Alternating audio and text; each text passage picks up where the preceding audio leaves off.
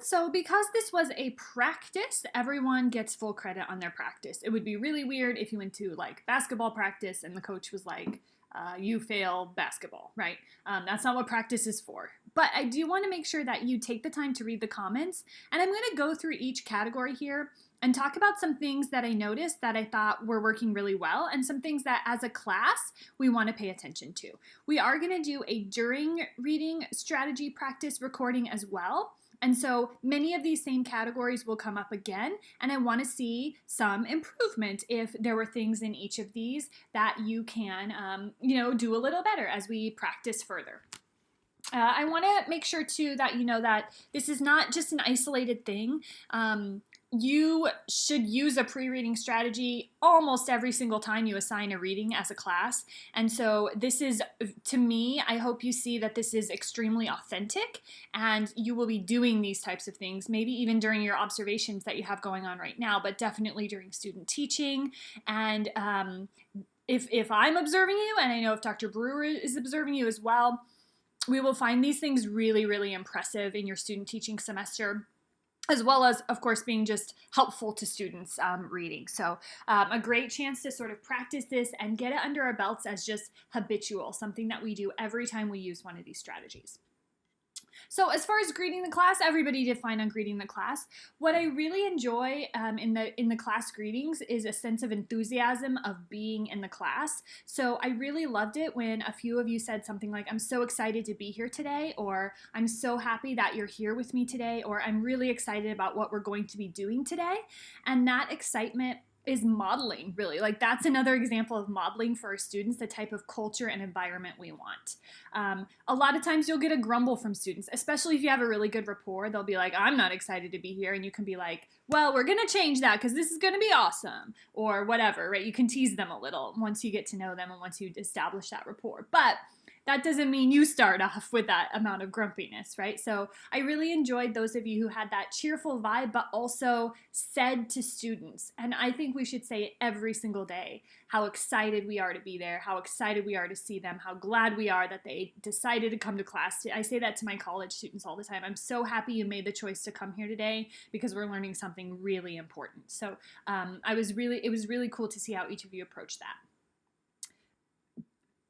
Just about everybody did great on identifying the learning objective. Remember, it's on the pieces that I gave you, but in the real world, you'll have a learning objective for the unit or the lesson already determined.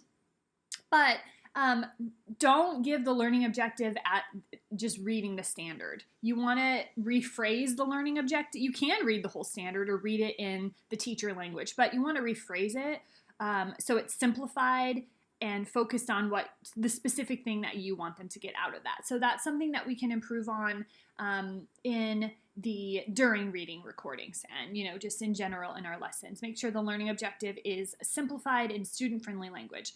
Keep in mind, even if you're teaching 12th graders, you may have ELL students, you may have students with disabilities. So student-friendly really needs to be an inclusive concept for us. Names the reading strategy. I think everybody did name the reading strategy just fine. I really loved it when students repeated the name of the strategy, when you students repeated the name of the strategy a lot of times. So a couple people said the name of the strategy and then said it again really quickly. Ideally, it would be on the board too, but the more you say it, the more inherent it becomes. Remember, we want students to get ownership of these strategies. So we want them to know what it's called. And just saying it once, they won't really internalize that, right? They won't really learn it in the same way as if we say it a lot of times. So be cognizant of that. It's something to think about. For justifies the value of the strategy. Now, this one is tricky. Almost everybody did this. I think everybody did. Everybody said, this is going to help us make predictions. This is going to help us comprehend better. But students don't know why that's important to reading or how the task will help them do that. In fact, the Tovani chapters we're reading this week, or next week, I think, she talks specifically about, I told them it helped them make predictions, but they didn't understand why it was important to make predictions, so they didn't get it. So we want to go a little bit further. You want to be almost think of yourself as a used car salesman, where you have to justify the value of the car to someone who's not buying into it. this will help us make predictions, and making predictions help us read better because dot dot dot. And you can look that up if you don't know. It's probably important learning for us too, right? Or we want to remind ourselves of why. This will help us as we're reading. This will help us track main ideas, and that's important for reading because dot dot dot. So try to take that a little step further if you didn't already. On explains how to do the strategy. Now this one can be tricky because you want to give if your strategy has multiple steps, you want them to know where you're going, but if you give too many details of instructions for things that are coming later, they will get confused. Always assume that your instructions will confuse students because there's always someone confused by instructions, no matter how good a job you think you're doing. So it's good to preview. You could say later we'll talk about it together, but not necessarily give every single step of how you're going to talk about it together, because the first thing they have to do is just write an answer to a question on the paper, right? And they'll start to think about that. They'll forget what they're doing now. They'll say, wait a second, what are we doing again? So try to focus your instructions on what they're doing immediately, but you can sort of give a vague preview. And later we're going to talk about this, but for now, what I want you to do is please write 3 answers to this question, okay? So if you have a during reading strategy and later you're going to discuss it in some detailed way, while you're reading, I would like for you please to annotate one thing from each paragraph that relates to character development. Later we'll talk about it, so be ready to talk about why you did it, but for now, just focus on finding something that stands out to you as important about the character as we read. See the difference there? Now on modeling and think aloud, we haven't studied modeling or think aloud in depth yet, so it's okay that we're still practicing and feeling out what this would look like. But a good modeling or think aloud includes your thought process, not just giving an example. So you might say, for example, you might write down a fact from history that you remember. But a think aloud would sound like, ooh, I remember I once had a class where we talked about this. I'm trying to remember what we read about Abraham Lincoln. Oh yeah, I think I remember he had a big hat. So I'm going to write that down because I think that might be important to the story. So in a modeling or think aloud, you're literally using your mouth to express how your brain is thinking through something. And that's just a lot more powerful for students, especially struggling students.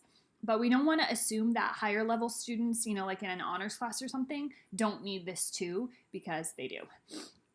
It just helps diversify their thinking and show how a good mind would work on this type of thing.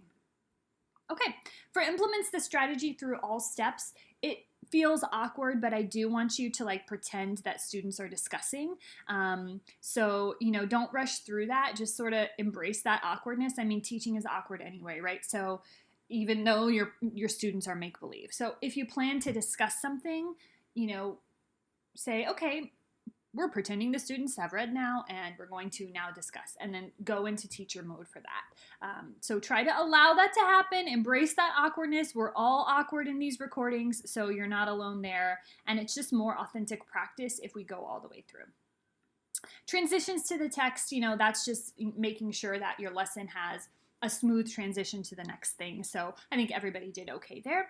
Teacherly delivery, I was really excited to see all of you in motion, right? Instead of just on your discussion boards and assignments and things. All of you have great demeanors. I noticed a lot of warmth. I noticed some humor.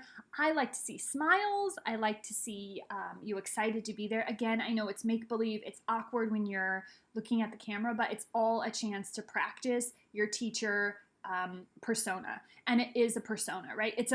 We want to be true and authentic to ourselves, but a teacher self is a version of ourselves that we pull out when we're teaching, right? So it's definitely a persona that we work on developing, and we want that to be enthusiastic, excited, even if we're, the sarcastic one. We don't want to be rude to students with our sarcasm, but even if we're sort of that dry humor teacher, which I often was, we still want to make sure our students know that we're excited to be there. So it was really cool to see each of you and your versions of what that would look like.